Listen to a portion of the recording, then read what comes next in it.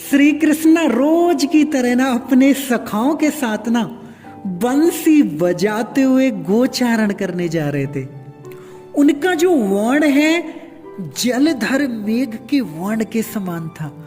घुंघराले case उनके मुखमंडल पर झलक रहे थे, यानी कि जो उनके घुंघराले बाल थे वो कन्हैया के मुंह पे मतलब आ रहे थे, वो घुंघराले।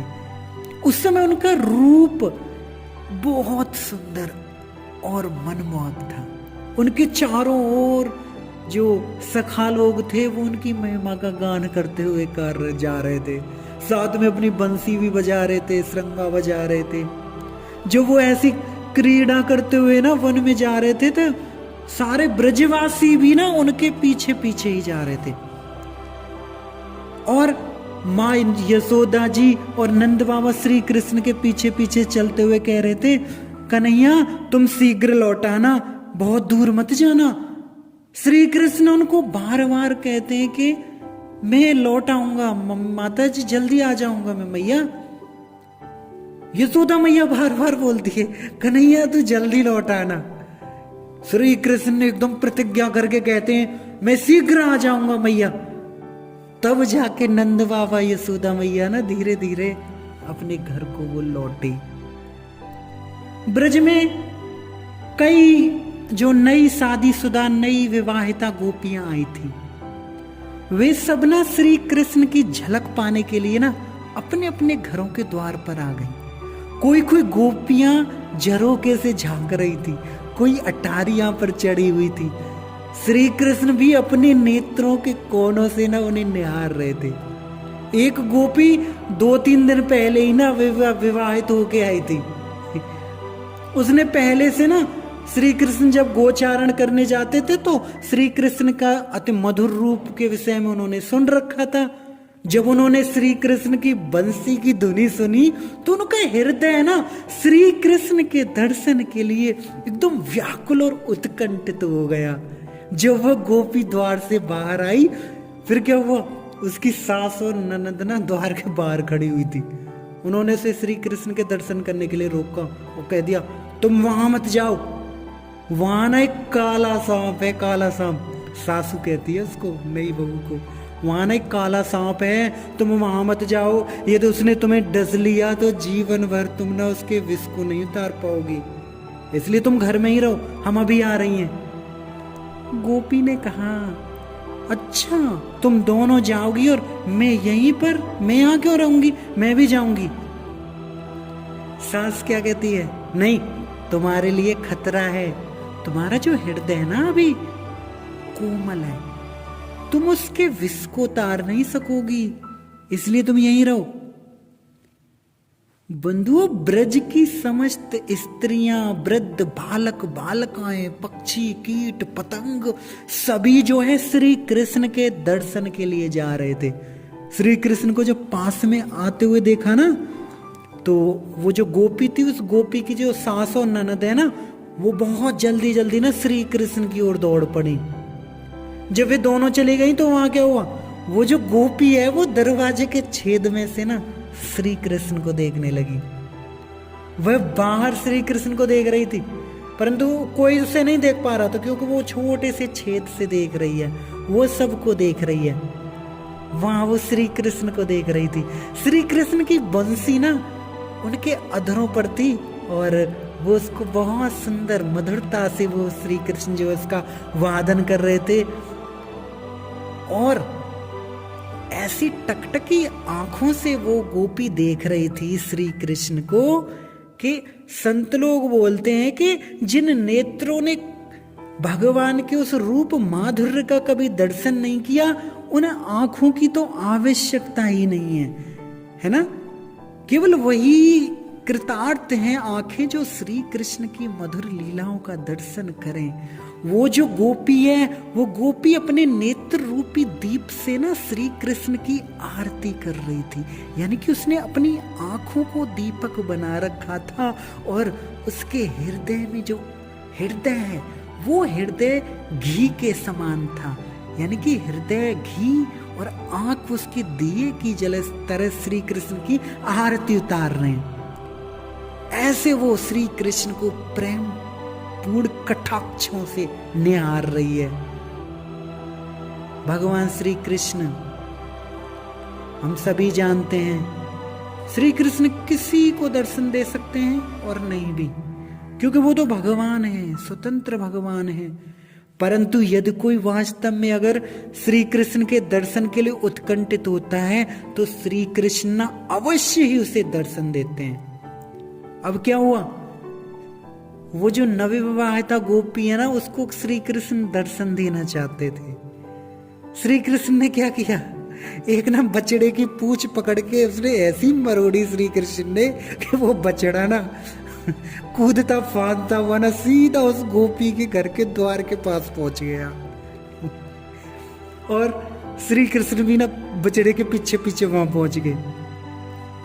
पल भर के लिए ना श्री कृष्ण ने वहां अपनी बंसी को अपने अधरों पर रखा, उस गोपी को ना अपने परम मनोहर त्रिभंग रूप का दर्शन श्री कृष्ण ने कराया। फिर क्या था, गोपी का जो हृदय ना अब उसके पास नहीं रहा, श्री कृष्ण ने ना उसको चुरा लिया। और वे ना फिर क्या हुआ, अपने जो सखा लोग हैं उनके साथ सम्मिलित होकर वो चले गए। अब क्या हुआ, वो जो गोपी है श्री कृष्ण के उस रूप को देखकर वो उसका जो बाह्य ज्ञान था वो बिल्कुल खत्म हो गया, वो वहीं की वहीं स्थिर हो गई। श्री कृष्ण तो अपने सखाओं के साथ अब वो तो वन में चले गए। गायों के खुरों द्वारा जितनी जो उड़ने वाली जो धूल थी ना, वो धूल भी बैठ चुकी थी। बहुत टाइम बीत गया, लेकिन वो जो गोपी है अब भी उसी स्थान पर वो ना पुतले की भांति एकदम स्थिर होके खड़ी थी। क्यों? क्योंकि उसका जो हृदय है ना और जो उसका मन है वो उसके पास नहीं था, वो तो श्री कृष्ण ही ले गए साथ। जब उसकी सास आई वहां पे, उसने क्या किया, उसके शरीर को झकझोरते हुए उसने कहा, अरे वही हुआ ना जिसका मुझे भय था, उस काले सर्प ने ना तुझे डसी लिया है। अब क्या करे सास कि इसका मन कहीं ना भटके, इसलिए उसने क्या किया, उस नई बहू को दही का मटका देके उसको दे दिया कि जाओ इससे तुम मक्खन निकालो ताकि इसका मन इधर उधर ना भटके। उसने क्या किया, उस बहू ने दही का मटका समझ के ना सरसों के मटके को उठा लिया, सरसों के मटके को क्योंकि उसका जो हृदय है जो मन है वो तो श्री कृष्ण चुरा ले गए, उसका ध्यान ही नहीं है।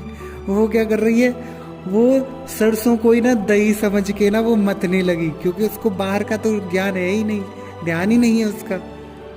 अब तो क्या किया, थोड़ी कर्कश की आवाज आने लगी जैसे घर घर घर घर, तो उसकी सांस अंदर थी, उसको आवाज आई, अरे इसकी तो आवाज ही कुछ अजीब सी है। जब वो बाहर आई देखा तो वो ये तो सरसों को वो कर रही है। उसने वो छिड़वा के क्या किया, सास ने ना उसके सर पे ना एक के बाद एक पानी के ना 3 मटके रख दिए, हाथ में पानी भरने के लिए रस्सी दे दी और गोद में ना एक छोटा सा बच्चा भी दे दिया और कहा कि जा कुएं से पानी भर के लाओ। वो जो बहू है ना फिर पानी भरने के लिए कुएं पे गई, किंतु हम सभी जानते उसकी दशा एकदम ठीक ही नहीं थी, उसका ध्यान तो ठाकुर जी के पास था। उसने क्या किया, घड़े को कुएं के पास नीचे रख दिया और वह घड़े के स्थान पर उसने क्या किया, उस बच्चे के गले में रस्सी लगाने लगी। पास में और भी गोपियां थी और गोपियां चिल्लाने लगी, हाय हाय, अरे इसे क्या हो गया है, लगता है इसे भूत लग गया है। अन्य गोपियां तो जानती थी, वो बोलती हैं भूत नहीं लगा इसे तो नंद का पूत लग गया है, फुलवांगे बिहारी लाल की। तो भगवान ने देखो कैसा प्रेम, उस गोपी ने ये सौभाग्य प्राप्त करने के लिए लाखों वर्षों तक तपस्या की थी। उस दिन जाके वो गोपी कृतार्थ हुई। तो भगवान कहते हैं कि उद्धव जी को, उद्धव जो गोपियां है ना, उनका मन ना सदा सर्वदा ना मुझ में ही लगा रहता है। मैं ही उनका प्राण हूं, मैं ही उनका जीवन हूं, मैं उनका सर्वस्व हूं। मेरे लिए ही उन्होंने घर बार, पति पुत्र, सगे संबंधी, लोक लज्जा, धर्म सब कुछ छोड़ दिया।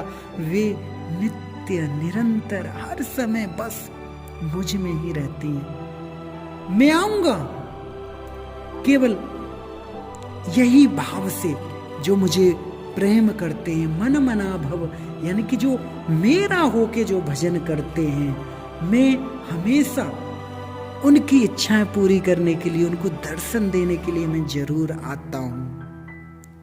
एक श्लोक है कठ उपनिषद में, नायमात्मा प्रवचनेन लभ्यो न मेधया न बहुना श्रुतेन। भगवान को बंदूक कभी भी हम लोग तीक्ष्ण बुद्धि, तर्क, या हम कितने बड़े इंटेलिजेंट हैं, इनके द्वारा नहीं जान सकते।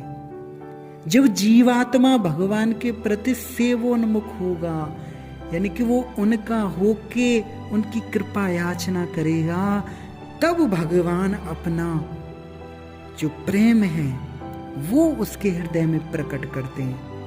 तो यदि हम वास्तव में उन्हें अपना हृदय समर्पित करने की इच्छा करें तो भी ये बहुत कठिन है। श्री कृष्ण उसी हृदय को हरण करते हैं जो उन्हें प्रिय लगता है। इसलिए हमें क्या करना चाहिए? अपने हृदय को ना हमें निर्मल और शुद्ध बनाना पड़ेगा। जब श्री कृष्ण देखें कि हाँ इसका मन निर्मल है, शुद्ध है, निर्मल मन जन सो मोहि पावा, जिसका मन निर्मल और शुद्ध होता है, श्री कृष्ण उसे हरण करने का लोभ उनके अंदर आ जाता है, हरण कर लेते हैं। केवल हृदय अगर शुद्ध हो जाए, हृदय की शुद्धता ही पर्याप्त नहीं कि हमने हृदय शुद्ध कर लिया तो बस भगवान आ जाएंगे। अरे ज्ञानियों का हृदय भी शुद्ध होता है। नहीं, शुद्ध हृदय में जब भक्ति रस बहने लगेगा तो श्री कृष्ण अवश्य ही आकर्षित होंगे। गोपी है ना, उसके हृदय को चुरा लिया श्री कृष्ण ने, है ना। वो कोई विद्वान तो थी नहीं, है ना कोई पढ़ी लिखी भी थी, लेकिन प्रेम के कारण सेवोन्मुख होके उसने भगवान की आराधना की और भगवान ने देखो उसको कैसा प्रेम दिया, है ना।